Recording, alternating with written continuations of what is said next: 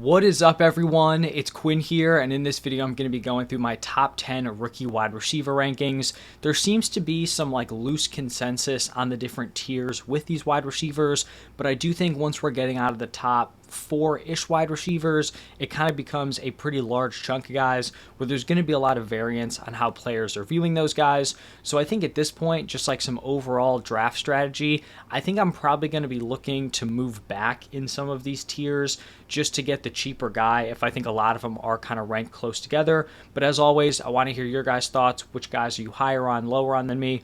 Let me know your reasoning in the comment section, but let's just dive right into it. Not going to spend a ton of time on these big dogs, the early guys, because most people, kind of consensus here with some of these top options. So I have two tier one wide receivers. I know some people just have Marvin Harrison Jr. up as the top tier one guy. For me, I think it's Marvin Harrison Jr. followed shortly after by Malik Neighbors. These two really are neck and neck for me. They both put together really strong sophomore and junior seasons. Neither did much as a freshman, so they had the big breakout in year two. Marvin Harrison Jr., 3.1 or more yards per route run as both a sophomore and a junior. Neighbors had 2.46 as a sophomore, jumped all the way up to 3.64 in his most recent junior season.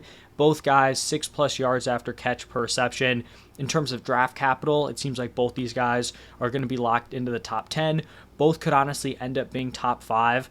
I could definitely see a situation where if you don't have a team trading into the 4 spot with the Cardinals, where you could see the Cardinals and Chargers go back-to-back wide receivers, with those guys being Marvin Harrison Jr. and then Malik Neighbors. And then, to build off of that, I think there are some strong landing spots for these guys. Cardinals and Chargers, if they do go there, one of these guys, or if they both land in one of those spots, I think that would be a great landing spot. So they'd have the opportunity to just step right in as the wide receiver one paired with, very strong NFL quarterbacks. So those are my two tier one wide receivers. Sticking with the same wide receiver 3, Rome Odunze. He's going to be in a tier by himself here in tier 2. I do have him firmly behind Marvin Harrison Jr. and Malik Neighbors. I just can't really justify moving him above those guys. He didn't put together his first big season until year 3, so a little bit of a later breakout than those other two, but he did follow that up with a very big senior season. I know film guys really love Rome Odunze. 75% contested catch rate, which is very impressive, and he also only had 20% of his targets as contested catches. So I guess a general rule of thumb is that if a wide receiver has a super high percentage of their targets as contested targets, it's not a great sign because it, generally means that they're not getting open, they're not creating separation. Obviously, you want guys to convert when they do have those contested catch situations, but you don't want it to be a large percentage of their overall targets. Rome Odunze, locks up both of those, where he's not getting a huge percentage of his targets as contested, but when he is getting those opportunities, he is coming through and making those plays. And then I do think, like I said, there's a drop-off from Marvin Harrison Jr. and Malik Neighbors to Rome Odunze, and then I think there's probably an even steeper drop-off going from Rome Odunze to the wide receivers after him. But in tier 3, I'm going to have Brian Thomas Jr., and I'm actually going to have him also in a tier by himself. I think wide receiver 4 is really where you start to see some variance in how people are viewing these wide receivers. I've seen a few different guys up at wide receiver 4 in people's rankings. I know I saw a Lad McConkey wide receiver 4. Some people still very in on Troy Franklin. Maybe it's Xavier Worthy after his combine performance.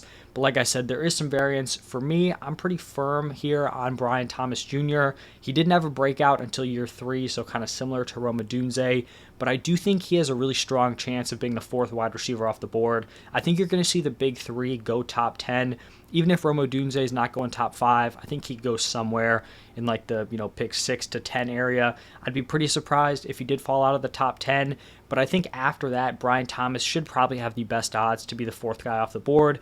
Very athletic, 4'3", 340 at 6'3", 210. That's a crazy impressive time. I think the jury is still out on whether or not he can be an extremely well-rounded wide receiver, but I think this is a fair rank for him as wide receiver 4, hoping he can build on his junior year in the NFL.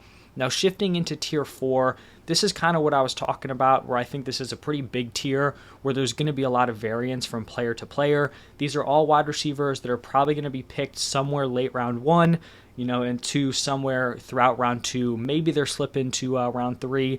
like late day 2, but typically I'd say round 1, round 2 is where these players are probably going to get drafted. And I think all of them have some sort of question mark or red flag that we just have to, kind of be aware of. So starting off here with my wide receiver 5, it's going to be Xavier Worthy, starting off tier 4 here.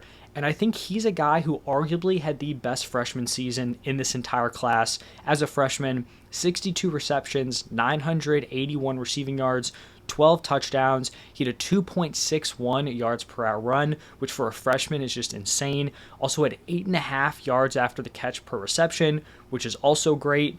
The issue here with Xavier Worthy is that he didn't really build on it. He had a solid sophomore season, a solid junior season. This past year, 75 receptions, 1,014 receiving yards. That was in 14 games, so 2 more than he played as a freshman.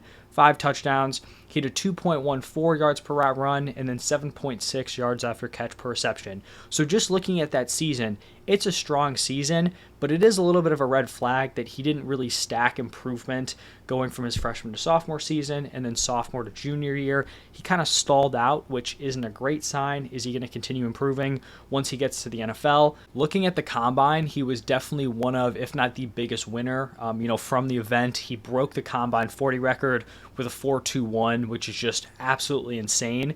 And the way I kind of look at the combine is that the way guys test, it's not going to change much in terms of how I view the players, but what I do think it'll change is how the NFL views them and the draft capital they end up getting, which will then kind of, impact my process. So I'm not going to, move Xavier Worthy away at my rankings because he ran a super fast 40, but what I will do is that if his draft capital is supposed to go up, that will give him a bump in how I evaluate him. That's just kind of how I handle the combine. So I do think that's going to sway NFL teams. I could definitely see him going round 1 now. He's 5'11", 165 pounds, which is pretty small, but I definitely don't think it's like the death sentence that it might have been seen as early as like 5 years ago. We've had a lot of recent wide receivers come in kind of light. Devonta Smith, Jordan Addison, Tank Dell. I think Jalen Waddle was pretty light also, so I'm not going to ding him too hard because of that, but somewhat of a concern, I guess, there for Xavier Worthy, but he is still going to be the guy that's leading tier 4 for me. After Xavier Worthy, we're going to be going with Troy Franklin. He was probably one of the bigger losers from the combine, especially at the wide receiver position. Came in pretty light, 6'2", but only 176 pounds. He ran a 4.4 140, which is fine. It's definitely not a bad number, but for his size and how light he came in, I think a lot of people expected it to be a little bit faster. I'm not someone who's going to put a ton of stock into the different drills they're running, but he really did have one of the worst gauntlet drills I've ever seen. The dude was zigzagging all over the place. The drill where you're supposed to run in a straight line, catch passes from different sides. He did not look good in it. I think at this point, the NFL isn't super high on him, so I'd be surprised if he went in the first round. Probably more of a day 2 pick, but it's also tough for me to rank him any lower just based on his analytical profile. He made significant improvements from year 1 to year 2, year 2 to year 3. Broke out as a sophomore, 61 receptions, 891 receiving yards, 9 touchdowns, 2.34 yards per route run, and then jumped up as a junior, 81 receptions for 1,383 yards, 14 touchdowns with a 3.32 yards per route run. He also improved his yak per reception in all 3 seasons. So I may be a little bit higher on Troy Franklin than consensus. I get the film from the combine doesn't exactly match the production, but I'm still going to be pretty in on him as a dynasty option. Now, after Troy Franklin, I'm going to be going with A.D. Mitchell here, also in tier 4. He's a guy who broke out in his junior year, didn't do much at Georgia in his first 2 seasons, transfers to Texas, catches 55 passes for 845 receiving yards, scores 11 touchdowns. Really strong combine, kind of got overshadowed by Xavier Worthy, but these teammates tested very, very well. Ran a 4.3 440, jumped well, 6'2", 205, so much bigger than Worthy, but still running a great time. I'm guessing he's going to be picked somewhere late round 1, early round 2 in terms of his draft capital. I know some people are ranking him ahead of Xavier Worthy. I just really struggle to do it when we're actually looking at the production these two put out on the field. Obviously, I talked about how Xavier Worthy broke out super early on.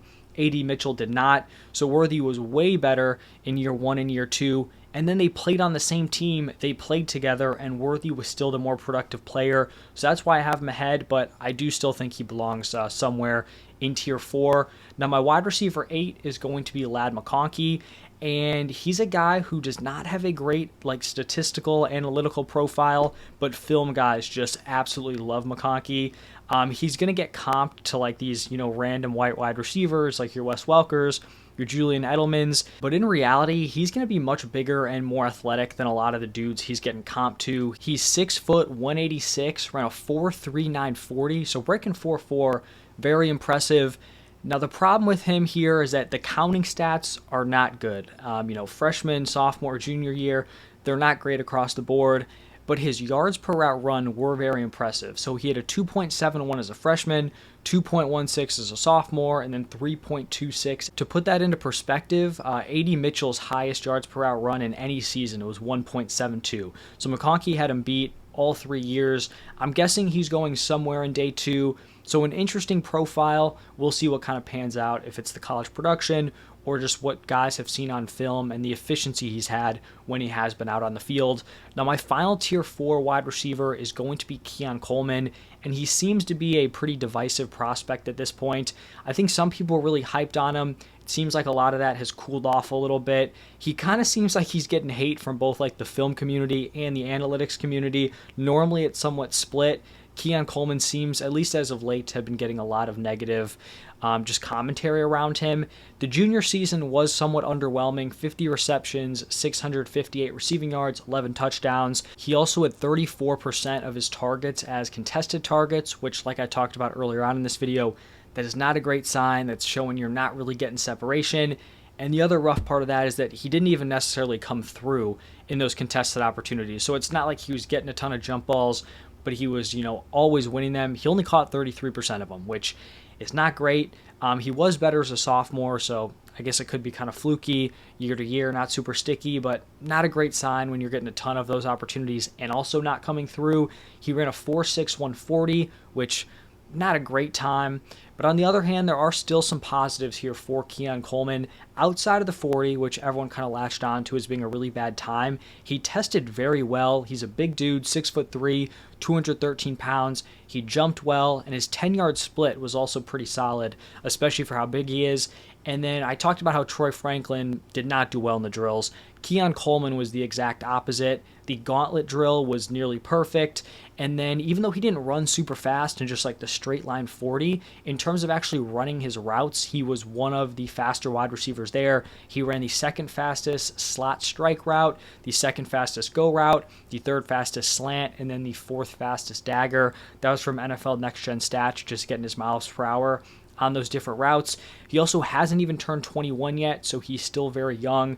There's room to grow. And then also when we look back, not at the 2023 season, but in 2022, before he transferred, when he was at Michigan State, he outproduced Jaden Reed, who was 3 years older than him, and then ended up having a very impressive rookie season. So some people are completely writing off Keon Coleman. There are definitely some red flags there, but I'm not going to totally take him off my board. I think he is interesting, and if I'm going to get him, half a round later than some of the other guys in tier 4, I'm going to take that discount if I can get it.